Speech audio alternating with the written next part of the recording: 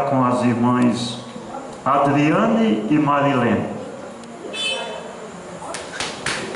Adriane e Marilene.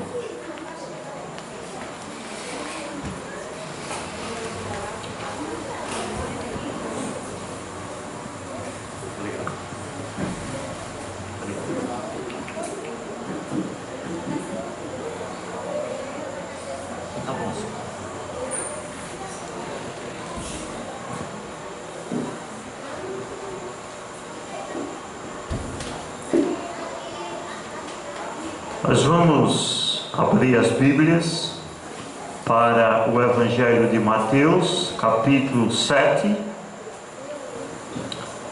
versículos 20 ao 29. Mateus 7, o texto já foi lido, mas eu quero ler outra vez. Sempre acho importante ler o texto, porque facilita a nossa compreensão. Mateus capítulo 7, versículos 20 ao 29.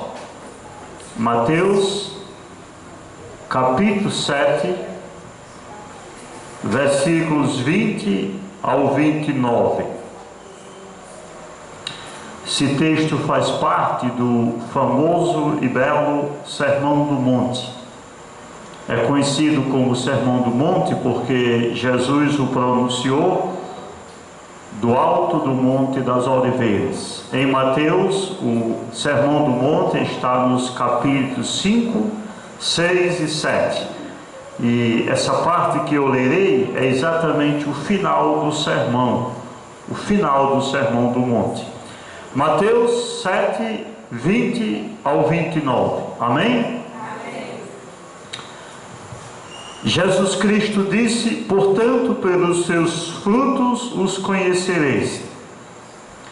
Nem todo que me diz Senhor, Senhor, entrará no reino dos céus, mas aquele que faz a vontade de meu Pai que está nos céus. Muitos me dirão naquele dia: Senhor, Senhor, não profetizamos nós em teu nome, e em teu nome não expulsamos demônios, e em teu nome não fizemos muitas maravilhas? E então lhes direi abertamente: nunca vos conheci. Apartai-vos de mim, vós que praticais a iniquidade. Todo aquele, pois, que escuta estas minhas palavras e as pratica, assemelhá-lo-ei ao homem prudente, que edificou a sua casa sobre a rocha, e desceu a chuva, e correram rios, e assopraram ventos, e combateram aquela casa, e não caiu, porque estava edificada sobre a rocha. E aquele que ouve estas minhas palavras e as não cumpre, compará-lo-ei ao homem insensato, que edificou a sua casa sobre a areia, e desceu a chuva, e correram rios, e assopraram ventos, e combateram aquela casa, e caiu, e foi grande a sua queda. E aconteceu que, concluindo Jesus este discurso, a multidão se admirou da sua doutrina, porquanto os ensinava com autoridade, e não como os escribas. Vamos orar. Pai, eu te agradeço pela tua palavra. Eu te peço, ó Pai, neste momento, a unção do teu Espírito sobre todos nós. Dê-nos, ó Pai, verdadeiro discernimento espiritual, capacidade de entender. Abra as nossas mentes, os nossos corações, de tal modo, Pai, que a tua palavra penetre e faça o efeito e produza os resultados que a ti apraz. Que nós sejamos edificados, instruídos, e que o teu nome seja exaltado pela pregação da tua palavra. É em nome de Jesus, meu Pai, que eu oro, que eu peço. Amém. Eu estou apresentando a verdade de que A igreja cresce através da pregação da palavra. Se nós queremos que a igreja cresça, nós precisamos pregar a palavra, nós precisamos ensinar a palavra, nós precisamos evangelizar os descrentes e nós precisamos praticar a palavra. Eu estou também apresentando algumas questões preocupantes da nossa relação com a palavra de Deus. A última questão que nós falamos foi a falta de conhecimento. Eu mostrei no tempo do Velho Testamento, no tempo do profeta Isaías, Jeremias e Oséias, como o povo não tinha conhecimento da palavra. E Deus os repreendeu, porque essa falta de conhecimento levou o povo a um estado de rebeldia. Também eu mostrei a situação no tempo do Novo Testamento, como as pessoas não tinham conhecimento da palavra, a ponto de Jesus Cristo dizer: errais, não conhecendo as Escrituras e nem o poder de Deus. A questão que nós iremos tratar hoje, que é preocupante, muito preocupante, é a falta de prática da palavra de Deus. O pouco que nós conhecemos da palavra de Deus, de modo geral, nós não praticamos. Evidentemente, o conhecimento é importante. Provérbios diz: não havendo profecia, o povo perece. Jesus Cristo disse: conhecereis a verdade e a verdade vos libertará. Então, o conhecimento é essencial, porque se nós não temos conhecimento, como é que nós vamos praticar a vontade de Deus? Porque sem o conhecimento da palavra, nós não sabemos a vontade de Deus em nossas vidas. Então, o conhecimento da palavra é fundamental.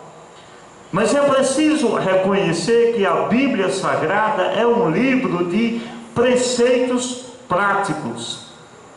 A gente percebe esses preceitos no início da Bíblia, do Gênesis até ao Apocalipse.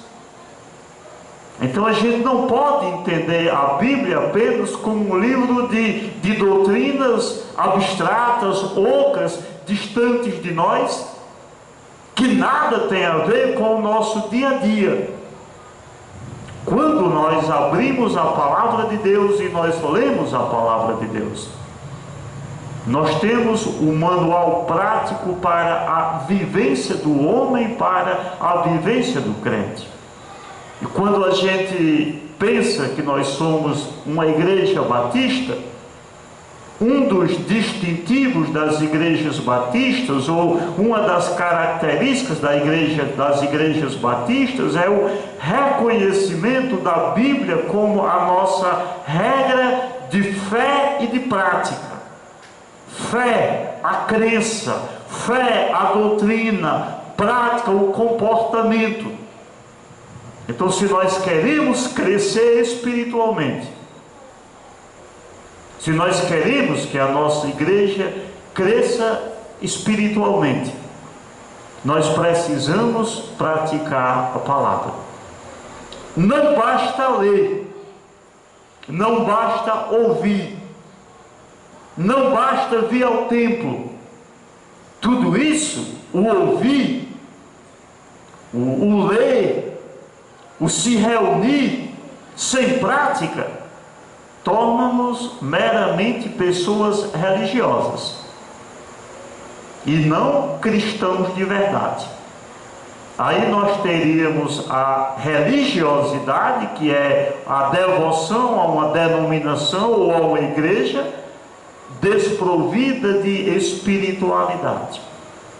E Jesus Cristo, no texto que eu li, ele usou uma figura muito conhecida e muito bela e muito simples e muito eficiente para mostrar a importância de ouvir a palavra e de praticar a palavra. Vejam bem, ouvir a palavra, ler a palavra, estudar a palavra é muito importante. Mas tudo isso tem que ser acompanhado da prática. Do ouvir a palavra, do praticar a palavra, do viver a palavra. Aí Jesus Cristo nos apresentou a figura de dois homens que decidiram construir as suas casas. É interessante que a gente percebe que há nesses homens semelhanças e diferenças. Em alguns pontos eles são iguais, em outros pontos eles são diferentes. A figura é simples. Havia um homem, versos 24 e 25, havia um homem sábio, ele decidiu construir a sua casa. Aí ele construiu a sua casa sobre um alicerce firme, sobre a rocha. E naquela região, naquela terra, aconteceu uma tempestade. Jesus Cristo disse: desceu a chuva, correram rios, assopraram ventos, combateram aquela casa e a casa não caiu, porque estava edificada sobre a rocha. Aí o segundo homem, ele também decidiu construir uma casa, mas ele construiu uma casa sobre a areia. Ele não se importou em colocar um alicerce firme, uma rocha, uma pedra. E parece que aquelas casas estavam na mesma região, talvez vizinhas uma da outra, ou de frente uma para a outra. Porque essa casa também foi atacada, foi combatida pelas chuvas, pelos rios e pelos ventos. E a casa caiu. E foi grande a ruína. Foi grande a desgraça. O que Jesus tensionava ensinar com estas palavras? Vamos observar, como eu disse, que aqueles homens são semelhantes em alguns pontos e diferentes nos pontos. Por exemplo, eles são iguais porque ambos, no que eles representam aqui, eles ouviram a palavra. Versículo 24: todo aquele, pois, que escuta estas minhas palavras. É o primeiro homem. Versículo 26, o segundo homem: e aquele que ouve estas minhas palavras. São iguais. Duas pessoas podem ouvirem o mesmo sermão, a mesma exortação, a mesma repreensão, a mesma admoestação. Isso faz deles, neste ponto, pessoas iguais. E estes dois homens, ambos ouviram a palavra, escutaram a palavra. Também há outra semelhança aqui, na decisão que estes homens tomaram. A Bíblia diz: ambos decidiram construir suas casas. Verso 24: assemelhá-lo-ei ao homem prudente que edificou a sua casa. O primeiro construiu uma casa. O segundo, verso 26, teve a mesma ideia, tomou a mesma decisão. Compará-lo-ei, verso 26, ao homem insensato que edificou a sua casa. Iguais no ouvir e na decisão de construir suas casas. É incrível que pessoas podem estar no mesmo culto, ouvir o mesmo sermão, ouvir a mesma palavra e terem atitudes diferentes em relação à palavra. Há aquele que diz: escuta não apenas com o ouvido, mas com a mente, com o coração. recebe a palavra, humilha-se diante da palavra, pratica a palavra. Aí Jesus Cristo diz: é o homem prudente. E no mesmo culto, no mesmo sermão, no mesmo templo, na mesma ocasião, há aqueles que escutam o mesmo sermão, ouvem as mesmas palavras, mas ele não as pratica.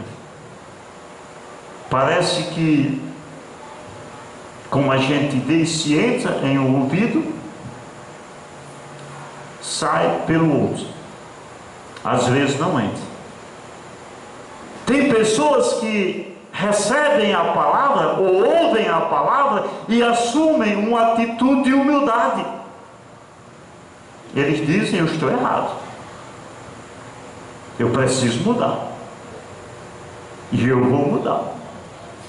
Não é que eles são humilhados pelo pregador. O pregador não deve humilhar ninguém, mas eles são confrontados com a palavra.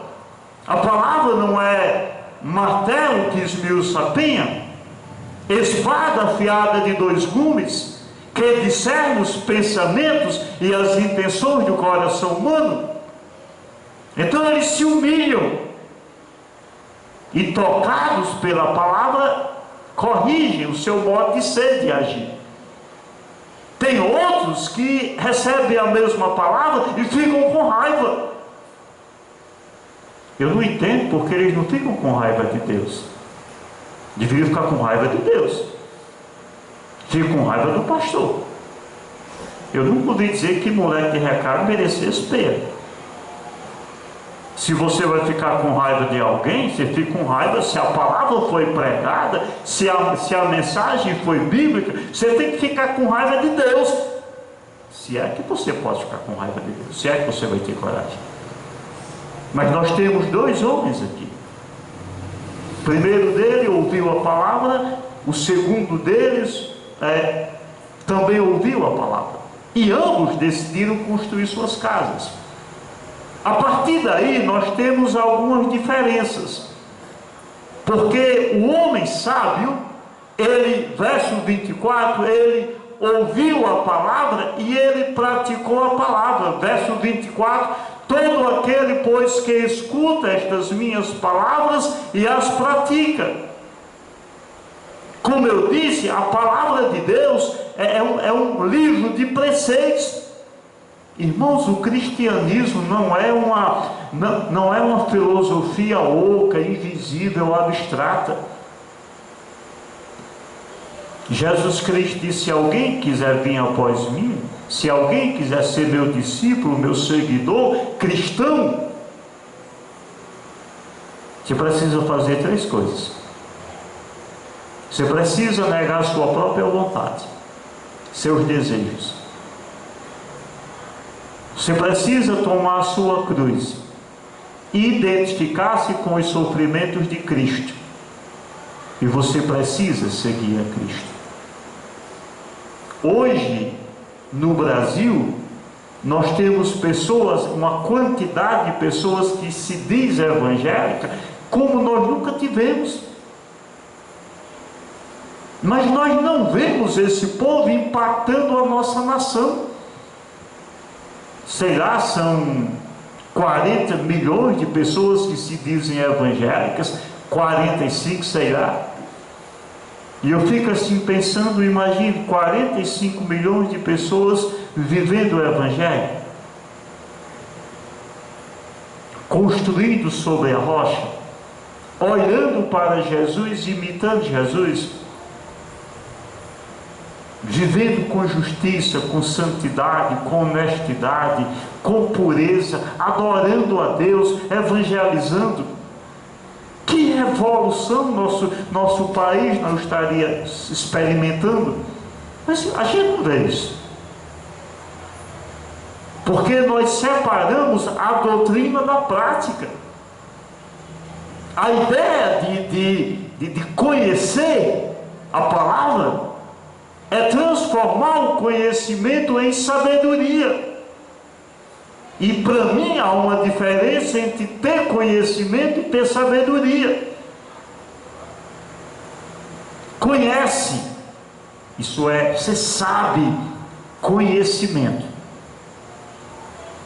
Você põe a doutrina em prática, isso é sabedoria. Você sabe que tem que usar o capacete quando pilota moto. Isso é o quê? Conhecimento. Você sabe. Você conhece o código de trânsito. Conhecimento. Você sabe que ao entrar em um automóvel, você tem que usar o cinto de segurança, seja motorista ou passageiro. Você sabe, isso é conhecimento. Você conhece as normas de trânsito do nosso país. Mas isso ainda não é sabedoria. Sabedoria quando você diz: eu sei que minha vida está em risco e eu preciso usar o cinto. Aí você põe o cinto. Aí isso sim é sabedoria.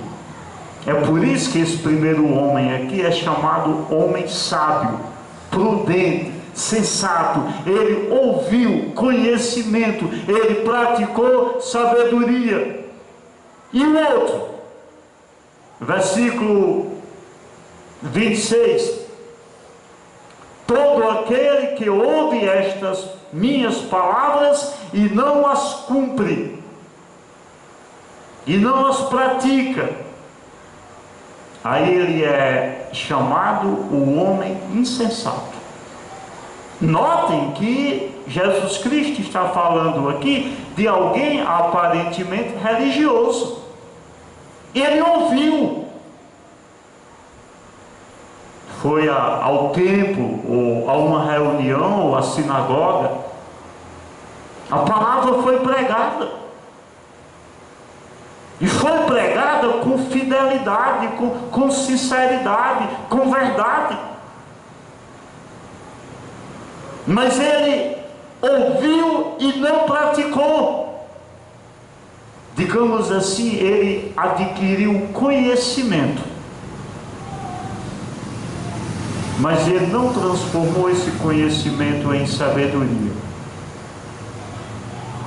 E aí a diferença: ouvir e praticar é sensato, é sábio. Ouvir e não praticar não é sábio. E aí Jesus Cristo expressa essa sabedoria do que ouviu e praticou, verso 24, a sua atitude de construir uma casa sobre a rocha. Assemelhá-lo-ei, verso 24, ao homem prudente que edificou a sua casa sobre a rocha. Digamos que a rocha aqui é a casa aqui é a sua vida. A casa aqui são os nossos projetos, os nossos planos. Afinal de contas, por nessa vida, figuradamente, a gente está sempre construindo a nossa casa, não é? Que não é necessariamente a casa literal. São os nossos projetos, nossos planos, nossos sonhos, nossos ideais, nossas crenças, nossos projetos de vida. Alicerçado sobre o quê? Ouve e pratica. Alicerçado sobre a rocha. Eu estava conversando com Ritinha hoje. O mundo nunca passou por uma experiência que está passando agora, né? Porque houve aqueles casos daquelas outros vírus que causavam gripe suína, gripe do frango, você lembra? Que até a taxa de mortalidade, de letalidade, era 3 vezes maior do que esse. Mas eles não tinham a capacidade de se propagar, de se espalhar que esse vírus tem. E o mundo simplesmente está em pânico. Ontem, nos Estados Unidos, ia haver uma partida de basquete. E o basquete nos Estados Unidos é como o futebol no Brasil, é uma grande paixão. envolve muito dinheiro, muitos milhões de dólares. É um negócio gigantesco. E os dois times já estavam em quadra, na iminência de começar a partida, o jogo. Mas um dos jogadores havia feito o teste e não tinha recebido o resultado. E ali na hora do início da partida, saiu o resultado e deu positivo. Os médicos dos dois times chamaram o juiz e disseram: olha, testou positivo. E esses companheiros conviveram com ele, estiveram com ele, podem também estar contaminados. O ginásio lotado de pessoas, as televisões mostrando, e simplesmente a partida foi cancelada. Jogadores foram para casa, juízes foram para casa, torcedores foram para casa. E ontem mesmo os responsáveis pela NBA suspenderam a temporada de basquete por tempo indeterminado. E está acontecendo com o futebol, com o tênis, Fórmula 1. E o que dizer da economia? Gente, a Bolsa de Valores hoje caiu, acho bem 15 pontos. O dólar, mais de R$5. A gente não tem muita noção do que é a Bolsa de Valores, né? Você imagine pessoas que têm ações na Petrobras. A Petrobras já perdeu bilhões e bilhões. E a gente não sabe do que isso vai dar. Os médicos ainda estão estudando para saber que vírus é esse. Assisti hoje a uma entrevista e várias perguntas que foram feitas ao médico, ele disse: a gente não sabe, eu não sei, eu não tenho resposta. Então, construir sobre a rocha ou sobre a areia? Confiar na sabedoria humana ou na sabedoria de Deus? Confiar em Deus ou no dinheiro? Juntar tesouros no céu ou comprar ações na Bolsa de Valores? Porque até poucos dias atrás faziam piada com esse vírus. Um jogador da NBA deu uma entrevista há poucos dias e diante de vários microfones, aí ele se levantou assim e passou as mãos em todos os microfones, brincando, fazendo piada. E agora ele fez o teste e está com o vírus. Então, construir sobre a rocha ou sobre a areia? Então, a história desses dois homens aqui pode muito bem ser a minha história e a sua história. E o primeiro foi sensato, ele foi inteligente, ele foi sábio, ouviu a palavra e praticou, comparado àquele que constrói sobre a rocha. Olha o que foi que o outro fez: ouviu e não praticou. Aí Jesus Cristo diz, verso 26, esse que ouviu e não praticou, ele é comparado ao homem insensato. Ele edificou a sua casa sobre a areia. A nossa areia pode ser tantas coisas. Pode ser o dinheiro. Pode ser o dinheiro.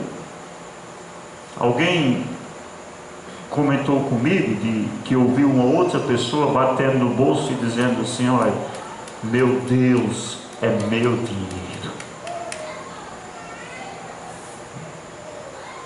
E a gente que tem pouco dinheiro, nós não estamos muito preocupados com a crise financeira não, né? Agora, quem é rico,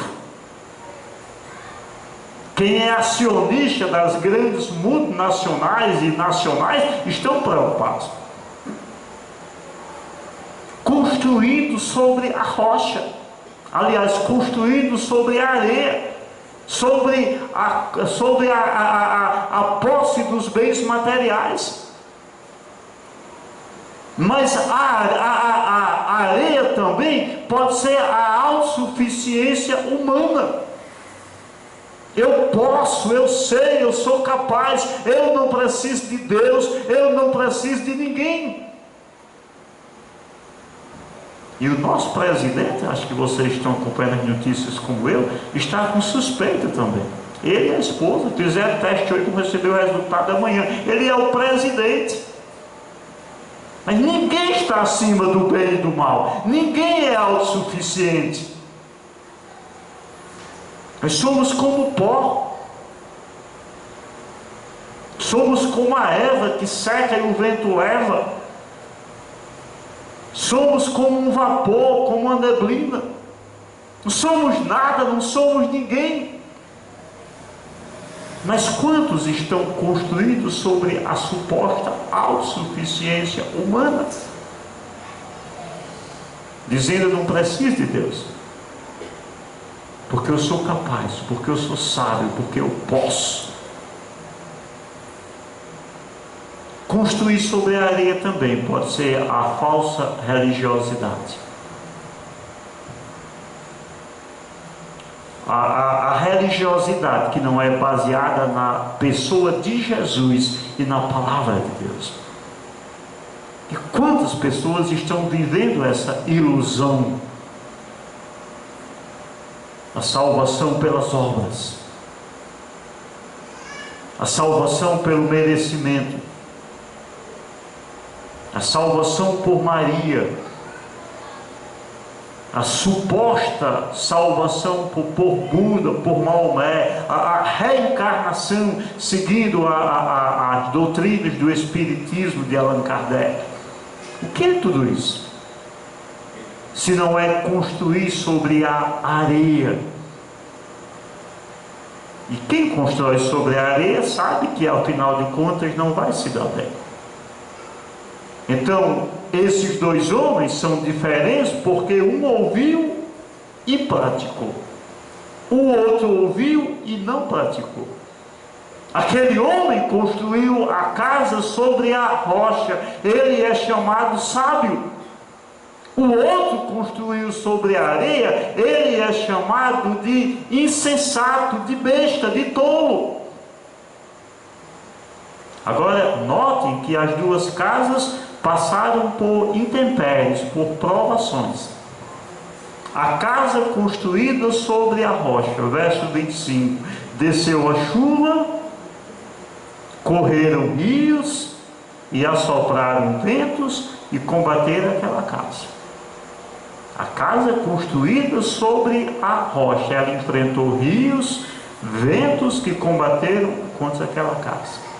A casa construída sobre a areia passou pelos mesmos tormentos. Verso 27, desceu a chuva, correram rios, assopraram ventos e combateram aquela casa. Nós não estamos acima do bem e do mal. Nós não estamos livres dos problemas, das crises. É quando surgiu essa crise financeira. Acho que nós estamos nessa crise financeira desde o ano 2014. Aí alguém disse assim: eu não estou em crise, eu estou em Cristo. Aí eu disse: pois eu estou em Cristo, mas eu também estou em crise. Aí eu me lembrei que no tempo do rei Acabe, quando em Israel passou 3 anos e meio sem chover, Elias teve dificuldade de encontrar comida e bebida. Ele precisou fugir para um riacho lá, e Deus mandou corvos que o alimentassem. Ele estava em Deus, estava em crise. Não adianta a gente espiritualizar. Meu irmão, se você tiver fé, se você tiver confiança, se você for fiel, você não terá problemas. Não é verdade. A chuva que caiu por cima da casa do homem prudente, caiu por cima da casa do homem insensato. A mesma chuva, o mesmo vento, os mesmos rios, as mesmas inundações. Mas o que diferencia? O que muda o final da história? É que quando você constrói uma casa sobre a rocha, aí a casa não cai. Versículo 25: e não caiu, porque estava edificada sobre a rocha. Então é preciso parar aqui e pensar sobre o que? Sobre que tipo de fundamento eu estou edificando a minha vida? É o fundamento da palavra de Deus? Eu vivo pela fé ou vivo pelo dinheiro? Eu oro a Deus ou rezo a Maria? Eu me humilho diante de Deus dizendo: Senhor, eu não sou nada, ou eu sou autossuficiente? Porque as provações, os problemas, as crises vêm sobre o crente, o ateu, o fiel, o infiel, vêm sobre todos. Esse evangelho que está sendo pregado por aí, que diz: se você for fiel, se você tiver fé, você não vai ter problemas, isso não existe. Isso não existe. Nós somos até desafiados a nos alegrar diante das tribulações. Paulo diz em Romanos 5: nós nos gloriamos nas tribulações, porque a tribulação produz a paciência, a experiência, a experiência, a esperança. 1 Pedro capítulo 1, Pedro diz que a nossa fé é como ouro que é purificado pelo fogo da provação. Então, eu não posso dizer: Senhor, afaste de mim todos os meus problemas. Mas eu posso construir sobre a rocha. Porque quando vierem os problemas, as tentações, a chuva, os rios, os ventos, e combater contra a minha casa, a minha família, a minha fé, os meus projetos, a casa não vai cair. Porque está construída sobre a rocha. Agora, olha o que aconteceu com a casa que foi construída sobre a areia, versículo 27. E caiu, e foi grande a sua queda. Mas a maneira como Jesus apresenta aqui a figura, faz-nos pensar que ambas as casas passaram pelos mesmos intempéries. A chuva daqui foi a chuva de lá. O vento que soprou aqui, soprou lá. O rio que correu aqui, correu lá. E por que é que uma casa ficou firme e a outra foi grande a ruína? Porque não tinha base. Porque não tinha alicerce. Porque foi construída sobre a areia. Eu costumo dizer que viver é uma aventura. É uma aventura maravilhosa, né, viver?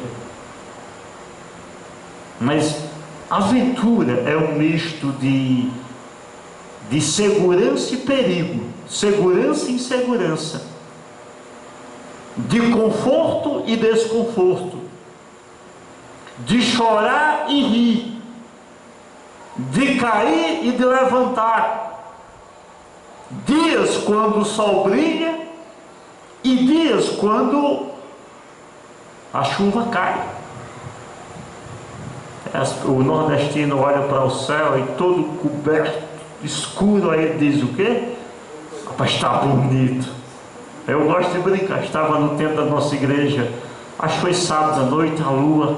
Aí eu disse assim: olha, gente, como hoje está bonito, não é? Tem dia que está bonito porque está tudo limpo, e tem dia que está nebuloso. Tem dia que é uma brisa tão suave, tem dia que é uma tempestade. Tem dia que você tem algo no corpo, tem dia que é uma avalanche em cima de você. E aí? Qual é a diferença? É onde nós estamos construindo. Em que está baseada, em que está fundamentada a nossa fé? É na palavra de Deus? É ouvir a palavra e praticar? Ou ouvimos e fazemos como ouvir de mercador? É importante frisar que no contexto dessa parábola de Jesus, dessa figura metafórica, antes de apresentar essa figura, Jesus Cristo demonstrou algo relacionado à escatologia, aos dias finais. Versículos 21, nós estamos em Mateus 7, ele diz: nem todo que me diz Senhor, Senhor, entrará no reino dos céus, mas aquele que faz a vontade de meu Pai que está nos céus. Aí ele diz, verso 22, muitos me dirão naquele dia. Aqui é a grande provação. Isso aqui é a provação. Muitos me dirão naquele dia, no dia do juízo final: mas Senhor, nós profetizamos em teu nome, em teu nome expulsamos demônios, em teu nome fizemos muitas maravilhas. Senhor, eu sou religioso, eu sou frequentador de igreja, eu fui batizado, eu rezei, eu orei, eu ouvi a palavra, eu vi o pregador, eu fui para o culto. Aí Jesus Cristo vai dizer o quê? Quem é você? Eu nem lhe conheço. Como é que você me chama de pai se você não é meu filho? Como é que você me chama de pai se você construiu sobre a areia? Eu concordo, você é religioso, você pode ter profetizado em meu nome, feito sinais, expulsou demônios, foi à missa, foi ao culto, fez isso, fez aquilo, e daí? E quem vai entrar no reino de Deus, verso 21, é aquele que faz a vontade de meu Pai que está no céu. Isso aqui é a aprovação final, porque estas pessoas estarão perante o juiz, perante Jesus, não mais com a possibilidade de serem salvos, mas estarão lá para receber o veredito final, a palavra final, a decisão judicial. Apartai-vos de mim, verso 23, e então lhes direi abertamente: nunca vos conheci. Note que aqui não se trata de crente que perdeu a salvação, até porque crente não perde salvação. Se a pessoa fosse crente, não, mas eu era crente, eu era salvo, eu vacilei, aí Jesus Cristo não teria dito: nunca vos conheci. Nunca. Você nunca foi crente, meu filho. Não, mas eu sou religioso. E o que tem a ver religiosidade com espiritualidade? Não, mas eu ouvi o pastor pregando. Sim, mas você ouviu e não praticou. Não, mas eu construí, eu fiz isso, eu fiz aquilo. Sim, meu filho, mas você construiu sobre a areia, não foi sobre a rocha. E é preciso atentar para o nosso dever de ouvir a palavra e praticar a palavra. Tiago fala sobre isso. Aquele texto lá de Tiago, capítulo 1, por exemplo, Tiago 1 e 21. Por isso, rejeitando toda imundícia e superfluidade de malícia, recebei com mansidão a palavra em vós enxertada, a qual pode salvar a vossa alma. É necessário receber a palavra de bom grado. É necessário receber a palavra com mansidão, com humildade. É necessário ser qual terra boa e fértil, que recebe a palavra, que acolhe a palavra e produz o fruto. E o mal, um dos males da nossa geração é essa. Nós temos muitas pessoas que frequentam os templos, que se dizem religiosas, que se dizem cristãs. Você é evangélico, elas inflam o peito e dizem: sou, graças a Deus. Mas cadê os frutos? Cadê a vida? Então, não basta ouvir. Ouvir faz parte, ouvir é necessário. Mas é preciso praticar. Ouve a palavra e pratica a palavra. Tiago diz: se alguém é ouvinte da palavra e não é praticante, é como aquela pessoa que se olha no espelho. Sabe, você vai passando numa loja e tem um vidro assim espelhado e você se olha. Mas você dá uma olhadinha assim só de relance. Você é vaidoso. Mas ninguém vai saber que você é vaidoso. Então você dá uma olhadinha assim só de relance. Então, são pessoas que dão uma olhadinha assim na palavra de relance. Elas não são tomadas pela palavra. Elas não são dominadas pela palavra, controladas pela palavra. Elas não obedecem à palavra, não se humilham diante da palavra, não acolhem a palavra, não têm uma atitude de mansidão em relação à palavra. São religiosas, mas não são cristãs. Ouvem, mas não praticam. É uma coisa para eu pensar e para vocês pensarem. Em que é que eu estou construindo a minha vida, a minha fé, a minha crença, as minhas convicções, os meus projetos de vida? É na rocha? É na palavra de Deus? É na pessoa de Cristo? Ou é na religiosidade desprovida de espiritualidade? Ou é no dinheiro? Ou é na igreja? Ou é no homem? Ou é na filosofia humana? Pense bem. Se nós queremos realmente ser identificados como evangélicos e queremos crescer espiritualmente, ver a nossa igreja crescendo espiritualmente, nós precisamos sim continuar ouvindo a palavra, mas nós precisamos praticar a palavra. Amém? Vamos orar. Pai de amor, eu te agradeço pela exortação da tua palavra e peço perdão, ó Pai, porque muitas vezes nós mesmos temos edificado sobre a areia, ouvido a palavra, conhecido a palavra e não temos praticado a palavra. Quantas vezes, ó Pai, temos posto a nossa confiança no homem e não em Deus, na filosofia humana e não nos princípios da tua palavra.